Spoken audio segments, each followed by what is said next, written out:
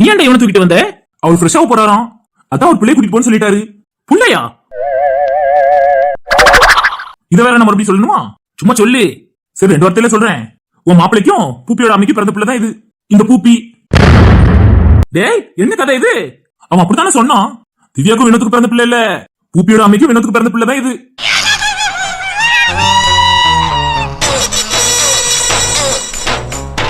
இவங்க கூட பிறந்தது 11 பேரும். திவ்யாவை பார்த்ததும் திவ்யா பின்னாடி வந்துட்டான். பூப்பியை மட்டும் அவன் பொண்டாட்டி ஞாபகமா தூக்கிட்டு வந்திருக்கான். மத்த 11 பிள்ளையும் பூப்பியோட அம்மையும் தெருவுல விட்டானே.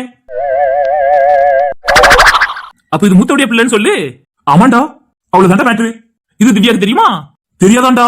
அப்ப சொல்லிருவோம். டேய், குடும்பத்துல குழப்பத்தை உண்டு பண்ணிடாதீங்கடா. எதே? குடும்பத்துல குழப்பத்தை உண்டு பண்ணிடக்கூடாதா? நீங்க மட்டும் பண்ணலாம், நாங்க பண்ணிடக்கூடாதோ? அதுவும் இது ஒண்ணா மாப்பிள்ள? எனக்கு எல்லாம் ஒண்ணுதான். சரி, ஏன் நின்னுட்டே இருக்க? வந்து உட்காருவா. சரிடா.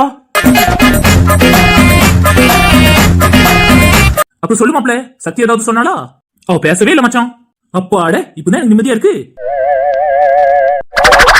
ஏன் மச்சான், இதுல என்ன உங்களுக்கு சந்தோஷம்? அதெல்லாம் ஒரு வகையான சந்தோஷம் மாப்பிள்ள. சார் தான் வேணுங்கதை கொளுத்தி விட்டுருப்பிய போல. அதுல கணக்கு கச்சிதமா பண்ணிட்டோம். அவங்க கூட பேசினா உனக்கே தெரியும். நான் சென்னையை தாங்கி பிடிச்சது சொல்லியாச்சு. நீச்சல் கத்து கொடுத்தது அதையும் சொல்லியாச்சு. நீ சொல்றதுக்கு தயங்குவ, ஆனா நாங்க சொன்னா பயம் இல்ல மாப்பிள்ள. பொண்டாட்டி கிட்ட ஒளிவு மறைவு எதுவும் இருக்கக்கூடாது. அப்படி இருந்தா வீட்டுல ரொம்ப பிரச்சனை வரும். அதுக்குதான் மாப்பிள்ள எல்லாத்தையும் நாங்க சொல்லிட்டோம். அவ்வளவுதான், நீ முடிச்சு விட்டீங்க போங்க. அப்புறம் ரமேஷ்னா அவனை மட்டும் நாங்க எதுக்கு விட்டு வைக்க போறோம்? அதெல்லாம் அவனையும் முடிச்சு விட்டாச்சு. மச்சான், சரியா கிஃப்ட் இல்ல அவனுக்கு? ஆமா மாப்பிள்ள, பைக் கொடுத்தோம். அது நம்மளால முடிஞ்ச சின்ன கிஃப்ட் தான் நம்மளே சொன்னோம். ஆனா அந்த பைக் கொடுத்ததுல எனக்கு திருப்தியும் இல்ல பாத்துக்க. அதான் மாப்பிள்ள, கைகிட்டையும் சத்திக்கிட்டையும் எல்லா உண்மையும் சொன்னதுக்கு அப்புறம் தான் மன திருப்தியோட அந்த வீட்டுல இருந்து நாங்க வெளியே வந்தோம்.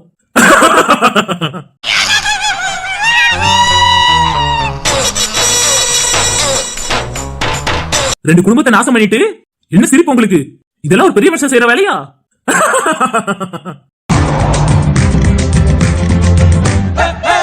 பெரிய மனுஷன் தான் இந்த மாதிரி வேலையெல்லாம் பார்க்க முடியும். உன்ன மாதிரி ஆளுக்க சொன்ன நம்புவாங்களா? நான் சொன்ன நம்புவாங்கல்ல.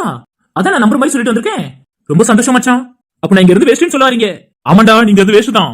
நேரா கனடா கிளம்பு. ஜெனி இருந்தாங்கன்னா அவங்களுக்கு கல்யாணம் பண்ணிக்க. என்ன மாப்பிள்ள சொன்ன மாதிரி சொல்ற? அதானடா உண்மை. நானும் ஜெயாவும் அவங்கள போய் கல்யாணம் பண்ண போ. என்ன ஒரு நல்ல எண்ணம். இன்னொன்னு, நீ அடிக்கடி நானும் ஜெயாவும் சொல்றிய, ரொம்ப பாப்பியோ? பாத்தீங்களானே எப்படிதான் பேசுறானு? அதுவும் யார பத்தி என்ன வார்த்தை பேசுறான் பாருங்க. எனக்கு அந்த டவுட் இருக்கு கார்த்திக்.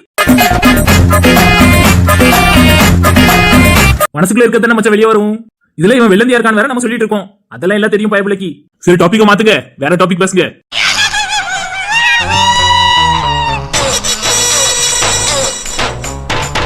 எதே உன் பக்கம் வந்ததும் டாபிக் மாத்த சொல்லுவியா நீ? நான் வீட்டுக்கு கிளம்புறேன். டேய், என்ன வெக்கமா? போ கௌதம். சரி மாப்பிள்ள, ஜோக்ஸ் அபார்ட். வினோத் ஏதாவது கதிரை பத்தி பேசுறானா? ஆமா மச்சான். என்ன சொன்னா? யாரு என்ன சொன்னாலும் அவன் கேட்கற மாதிரி இல்ல. அவன் அவனை கொலை பண்ணணும்னு தான் நினைச்சிட்டு இருக்கான். ஏன் மாப்பிள்ள கேட்க மாட்டேங்கிறான்? நான் எவ்வளவோ சொன்னேன் திவ்யாவை ஞாபகம் வச்சுக்கன்னு. ஆனா அவனே கேட்கற மாதிரி இல்ல.